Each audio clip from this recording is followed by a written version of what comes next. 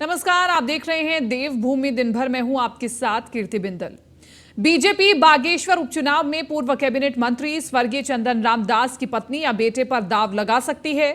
गुरुवार को चुनाव संचालन समिति ने संभावित 5 दावेदारों के नामों पर चर्चा के बाद जो 3 नाम छांटे हैं, उनमें 2 नाम दास की पत्नी और बेटे का बताया जा रहा है। प्रदेश अध्यक्ष महेंद्र भट्ट की अध्यक्षता में हुई बैठक में मुख्यमंत्री पुष्कर सिंह धामी, पूर्व मुख्यमंत्री विजय बहुगुणा, कैबिनेट मंत्री डॉक्टर धन सिंह रावत, पूर्व प्रदेश अध्यक्ष मदन कौशिक व महिला मोर्चा की आशा नौटियाल मौजूद थी।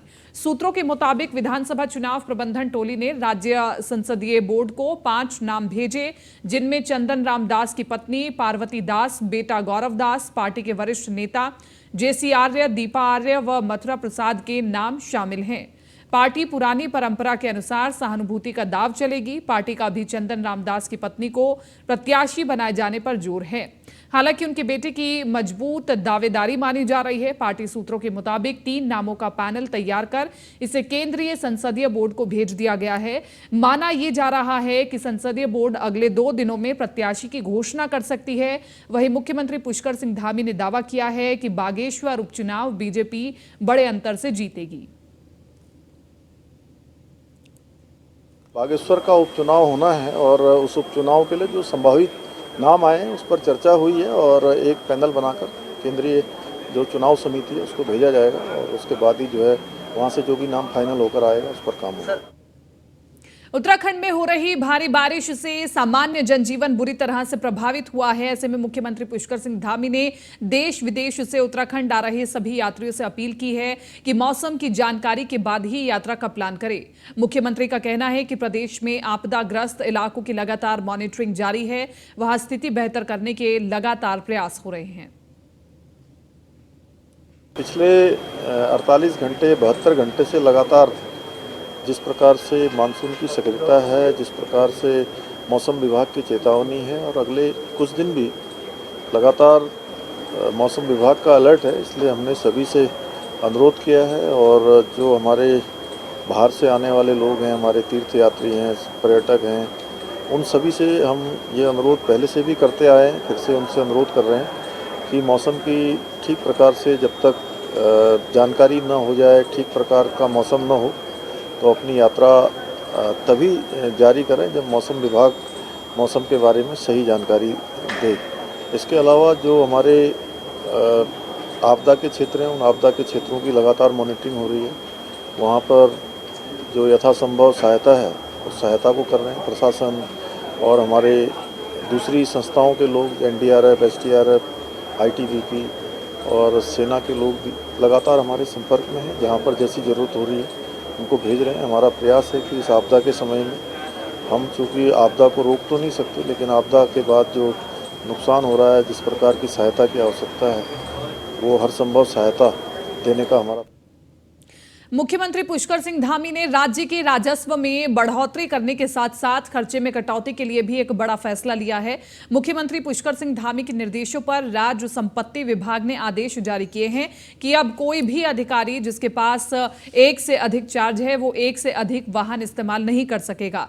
आपको बताते चले, सामान्य तौर पर अधिकारी जिन चार्ज पर या विभाग में अलग अलग तैनाती पर होते हैं वहां से भी वाहन लेकर इस्तेमाल करते हैं। मुख्यमंत्री का कहना है कि राज्य के विकास के लिए आवश्यक है कि एक एक पाई का सही इस्तेमाल हो, लिहाजा यह फैसला लिया गया है। प्रत्येक माह राजस्व बढ़ाने के लिए समीक्षा बैठकें आयोजित की जा रही हैं।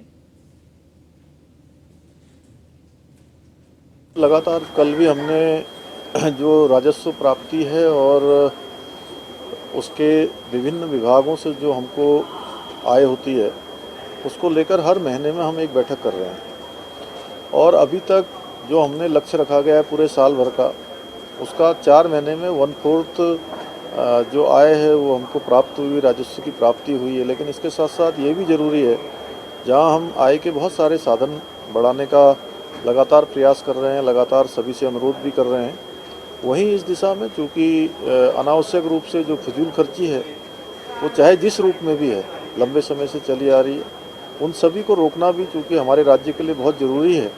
हमारा नवोदित राज्य है और बहुत सारे विकास के अभी हमको रास्ते तय करने हैं, लंबा सफ़र तय करना है, तो उसमें सभी का सहयोग हमको चाहिए। इसमें चाहे वो हमारे सरकारी कार्मिक हों या अन्य विभागों में काम करने वाले हों, जिस तरीके से भी हो सकता है, क्योंकि एक एक पाई बचाएंगे तो निश्चित रूप से उससे जो है। मुख्यमंत्री पुष्कर सिंह धामी ने लोकसभा में विपक्ष के अविश्वास प्रस्ताव पर प्रधानमंत्री नरेंद्र मोदी के संबोधन पर बोलते हुए कहा है कि प्रधानमंत्री का संबोधन पूरे देश ने आत्मसात किया है। पीएम नरेंद्र मोदी के नेतृत्व में देश विकास के पथ पर अग्रसर है और जल्द ही देश विश्व की तीसरी बड़ी अर्थव्यवस्था बनने जा रहा है। विपक्ष आगे भी विपक्ष में रहने के लिए अपनी रणनीति तैयार कर ले, क्योंकि प्रधानमंत्री ने जब जब जो कहा वही सच साबित हुआ है। प्रधानमंत्री जी ने सबसे पहले तो जिस प्रकार से उन्होंने पहले ही भविष्यवाणी करी थी 2018 में कि विपक्ष 2023 में अविश्वास प्रस्ताव लेकर आएगा, और एक एक बिंदु पर जिस प्रकार से उन्होंने सरकार की बात रखी, पूरे देश का परिप्रेक्ष्य में रखा और पूरी दुनिया आज भारत को किस नज़रिए से देख रही है उसको देखा। मैं आदरणीय प्रधानमंत्री जी का अभिनंदन करना चाहता हूँ कि विपक्ष चाहे जितना भी प्रयास कर ले, लेकिन प्रधानमंत्री जी का जिस प्रकार का एक दृढ़ संकल्प है, दृढ़ निश्चय उनका है कि उनका एक एक क्षण और एक एक पल उन्होंने माँ भारती को समर्पित किया है।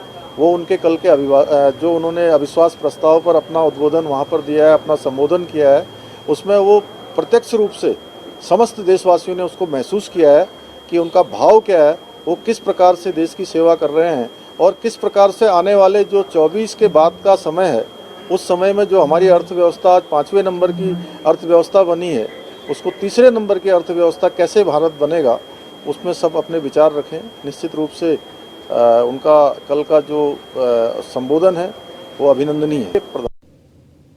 उत्तराखंड से आज की सबसे बड़ी खबर आपको बता दें, टीएचडीसी जल विद्युत प्रोजेक्ट टिहरी का मामला, सीएम यूपी सीएम उत्तराखंड के मध्य जल्द हो सकती है बैठक। उत्तराखंड को परियोजना के बाद मिलनी थी 25% रॉयल्टी, लेकिन उत्तर प्रदेश से अलग होकर उत्तराखंड अलग राज्य बना। सुप्रीम कोर्ट पहुंचा मामला। सुप्रीम कोर्ट में उत्तराखंड का दावा मजबूत हुआ। अब राजनीतिक रूप से भी हल निकालने की कोशिश तेज की जा रही है। मुख्यमंत्री धामी के नेतृत्व में 23 साल पुरानी समस्या खत्म हो सकती है। इस वक्त की बड़ी खबर आपको बता रहे हैं। तो देखिए, इस वक्त की सबसे बड़ी खबर न्यूज़ वन इंडिया पर हम सबसे पहले आपको बता रहे हैं, सुप्रीम कोर्ट पहुंच चुका है मामला। सुप्रीम कोर्ट में उत्तराखंड का दावा मजबूत भी हुआ है। अब राजनीतिक रूप से भी हल निकालने की कोशिश तेज है, और अगर देखिए हल निकलता है तो सीएम धामी के नेतृत्व में 23 साल पुरानी समस्या खत्म हो सकती है।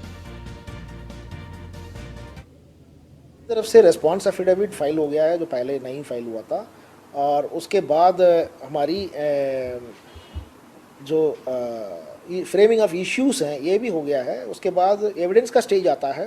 रिटन एविडेंस हमारी तरफ से दिया जा चुका है, यूपी की तरफ से अभी देना बाकी है। यूपी जब दे देंगे तो उसके बाद ओरल एविडेंस होंगे। ओरल एविडेंस के बाद क्रॉस एग्जामिनेशन होगा। क्रॉस एग्जामिनेशन के बाद आर्ग्यूमेंट्स होंगे, फिर उसका अंतिम रिजल्ट आएगा कोर्ट में। टिहरी में भारी बारिश से नरेंद्रनगर, गूलर, व्यासी, कौड़ियाला और शिवपुरी क्षेत्रों में जनजीवन अस्त व्यस्त हो गया है। लगातार हो रही मूसलाधार बारिश के कारण टिहरी के ढालवाला और अखारा स्रोत क्षेत्र में कई लोगों के घरों में पानी घुस गया है। वहीं ऋषिकेश टिहरी हाईवे भद्रकाली और ओणी बैंड के बीच मलबा गिरने से बाधित हो गया। मार्ग के दोनों तरफ कई वाहन फंसे हुए हैं। वहीं ऋषिकेश बद्रीनाथ हाईवे पर गूलर पुल भारी बारिश के चलते एक साइड से क्षतिग्रस्त हो गया है, जिसके बाद पुल पर वाहनों की आवाजाही हादसों को दावत दे रही है। स्थानीय प्रशासन और नगरपालिका लगातार लोगों को राहत पहुंचाने में जुटा हुआ है। हो रही है और नरेंद्रनगर और मुनिकीरेती एरिया में डेली 150 mm के आसपास बारिश हो रही है। इसमें जो 2-4 ऐसे आपदा प्रभावित क्षेत्र हैं वहाँ के, जैसे कि खारस्रोत है, ढालवाला है, वहाँ पर कल निरीक्षण किया गया। कई घरों में मलबा आने से नुकसान हुआ है और कुछ परिवारों को हमने शिफ्ट भी किया है, जिनके घर थोड़े डेंजर जोन में आ रहे थे। साथ ही सिंचाई विभाग के साथ को डायरेक्शन दिया है कि जहाँ जहाँ पानी को डाइवर्ट करना है, मलबा निकासी करनी है, उसको कार्य को प्रारंभ करें। उस एरिया में जितने भी स्कूल थे मुनिकीरेती। देहरादून में दिल्ली देहरादून हाईवे बाधित हुआ। मोहंड मंदिर के बीच धसी सड़क, भारी वाहनों की आवाजाही बंद हो गई है। वाहनों को आशा रोड़ी चेक पोस्ट पर रोका गया है। देहरादून को दिल्ली से जोड़ने वाला हाईवे मोहंड और डाटकाली मंदिर के बीच धंस गया है। इससे हाईवे के दोनों ओर वाहनों की लंबी कतार लग गई है। सड़क पर वाहनों का लंबा जाम लग गया है। क्लेमेंट टाउन पुलिस को सूचना मिलने के बाद पुलिस ने मौके पर पहुंचकर काफी मशक्कत के बाद एक साइड से वाहनों का संचालन शुरू करवा दिया है। पीडब्ल्यूडी को सूचना देने के बाद सड़क की मरम्मत का काम भी शुरू कर दिया गया है। बता दें कि दिल्ली देहरादून मार्ग पर काफी व्यस्त ये मार्ग है। ये दिल्ली सहारनपुर सहित अन्य जनपदों से उत्तराखंड में आने वालों के लिए मुख्य मार्ग है। आपको बता दें कि देहरादून में देर रात से लगातार बारिश हो रही है। अत्यधिक बारिश होने के कारण दिल्ली देहरादून हाईवे मोहंड और डाट मंदिर के बीच धंस गया है। हालांकि इस घटना के बाद किसी भी तरह की कोई जनहानि नहीं हुई है।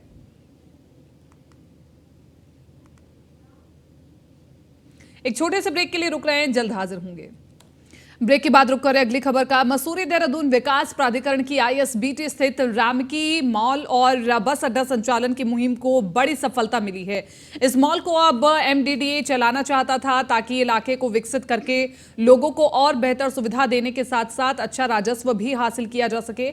लेकिन एमडीडीए के इस निर्णय के खिलाफ रामकी कंपनी कोर्ट चला रही है और कंपनी को कोर्ट से भी झटका लगा है और अदालत में एमडीडीए का पक्ष सही पाया गया है। इस पर मसूरी देहरादून विकास प्राधिकरण के उपाध्यक्ष बंशीधर तिवारी का कहना है कि आईएसबीटी पर एमडीडीए यूनिटी मॉल का निर्माण कर संचालन करेगा। बंशीधर तिवारी ने कहा कि लोगों को बेहतर सुविधा उपलब्ध कराना हमारा लक्ष्य है।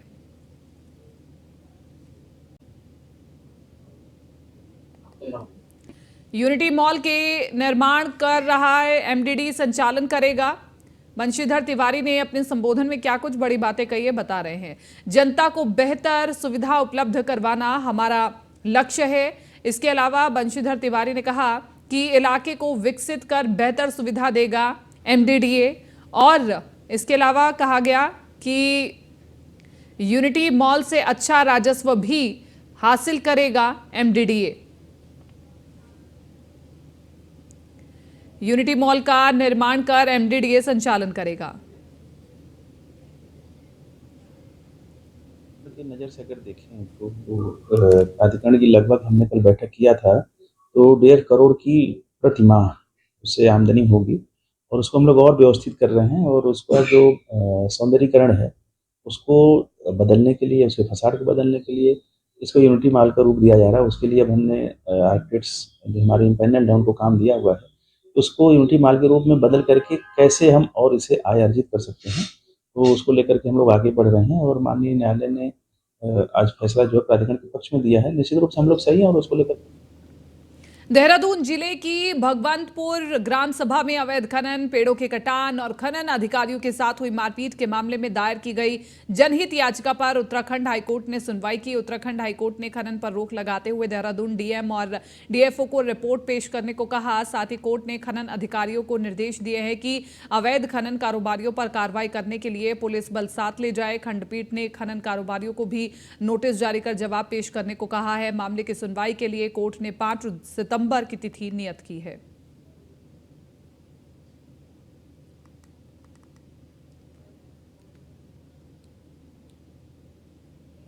जिला अधिकारी देहरादून उन्हीं लोगों पर जिन पर जुर्माना माइनिंग अधिकारियों ने ठोका होता है उनको आगे काम करने की स्वीकृति दे देते हैं और जब ऐसी स्वीकृति उनको मिलती है और माइनिंग अधिकारी उनकी रोकथाम के लिए जाते हैं तो सरकारी अफसरों को, जो माइनिंग ऑफिसर हैं जो गए वहां पर देखने, उनको मारा पीटा जाता है, उनके फ़ोन ले लिए जाते हैं। तो ऐसी स्थिति से क्षुब्ध होकर जो ग्राम प्रधान है वहाँ की, जो ग्राम सभा की भूमि पर ऐसी इलीगल माइनिंग हो रही है, अवैध पातन हुआ है पेड़ों का, जल स्रोत सूख गए हैं सालान गांव में, उन्होंने यह जनहित याचिका कोर्ट में दाखिल करी और बताया कि कैसे 700 से अधिक वृक्ष अब वहाँ नहीं दिखाई दे रहे, माइनिंग हो रही है। जिला अधिकारी देहरादून उन्हीं लोगों पर जिन पर जुर्माना माइनिंग अधिकारियों ने ठोका होता है उनको आगे काम करने की स्वीकृति दे देते हैं और जब ऐसी स्वीकृति उनको मिलती है और माइनिंग अधिकारी कोटद्वार में 2 दिन पूर्व बादल फटने से कण्वाश्रम मार्ग क्षतिग्रस्त हो गया, जिससे वाहनों की आवाजाही पूरी तरह से बंद हो गई। मालन नदी का पुल टूटने के बाद कोटद्वार से भाबर तक का संपर्क जुड़ सके, इसके लिए इस कण्वाश्रम मार्ग को दुरुस्त किया गया था, जिसमें आज कण्वाश्रम मार्ग का जायजा लेने के लिए स्वयं विधानसभा अध्यक्ष रितु खंडूरी अधिकारियों के साथ मौके पर पहुंची और अधिकारियों को शीघ्र मार्ग को दुरुस्त करने के निर्देश दिए गए, जिससे भाबर का संपर्क कोटद्वार से जुड़ सके। ऐसा है कि ये हमने एक वैकल्पिक मार्ग की तरह इस रोड को चुना था, कर्ण आश्रम से लेकर और कोटद्वार तक ये रोड जोड़ रही थी, लेकिन परसों की जो बरसात हुई है, 2 दिन पहले जो बरसात हुई है, उससे ये मार्ग काफ़ी क्षतिग्रस्त हुआ। कल जब मैं इस मार्ग पर पहुंची तो मैंने देखा कहीं ये जो छोटी पुलिया बनी हुई थी ये टूटी हुई है, आगे भी सड़क को काफ़ी नुकसान हुआ है। ये जो रोड थी ये पहुंच रही थी सीधे जो हमारा नया पुल बना है सुखरों पर, उस पर आ रही थी। ऐसा है कि ये हमने एक वैकल्पिक मार्ग की तरह इस रोड को चुना था, कर्ण आश्रम से लेकर।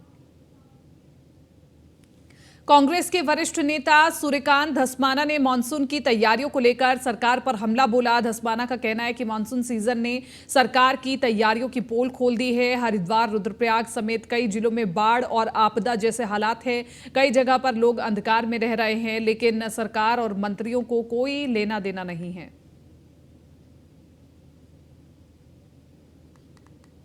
बहुत अफसोस होता है सरकार जब ये कहती है कि विपक्ष, अरे भाई विपक्ष तो आवाज उठाएगा। विपक्ष का काम क्या है? मेरे पास कोई कलेक्टर है, मेरे पास कोई एसडीएम है, मेरे पास कोई एसडीआरएफ है, करण मारा के पास कोई हवाई जहाज है, हेलीकॉप्टर है। हमारे पास विपक्ष के लोगों के पास क्या कोई स्वास्थ्य का सिस्टम है, हेल्थ का सिस्टम है? हमारे पास आपदा से लड़ने के लिए लोगों के कष्ट हैं, उन कष्टों को हम प्रशासन पे, शासन पे, सरकार पे पहुंचाने का काम कर सकते हैं और आपके माध्यम से हम उसको लगातार करते रहते हैं। हमारे नेता करण महाराज जी, क्या आप बताइए, हरिद्वार में लक्षण डूबा तो क्या वहां पहुंचे कि नहीं पहुंचे लोगों के? देहरादून के सहसपुर थाना क्षेत्र के अंतर्गत रामपुर में हुए पथराव कांड में शामिल 10,000 के इनामी बदमाश समेत 3 आरोपियों को देहरादून पुलिस ने गिरफ्तार कर लिया है। घटना के तहत 14 जुलाई की रात में बड़े रामपुर में आरोपी राशिद पहलवान के नेतृत्व में कुछ लोगों ने राह चलते कांवड़ियों पर पत्थर और लाठी डंडों से जानलेवा हमला किया था। इस संबंध में थाना सहसपुर में मुकदमा दर्ज किया गया था। मामले की जानकारी देते हुए एसपी देहात कमलेश उपाध्याय ने बताया कि रामपुर में हुए कांवड़ियों पर पथराव और मारपीट के मामले में सहसपुर थाना पुलिस पूर्व में 6 आरोपियों को गिरफ्तार कर जेल भेज चुकी है।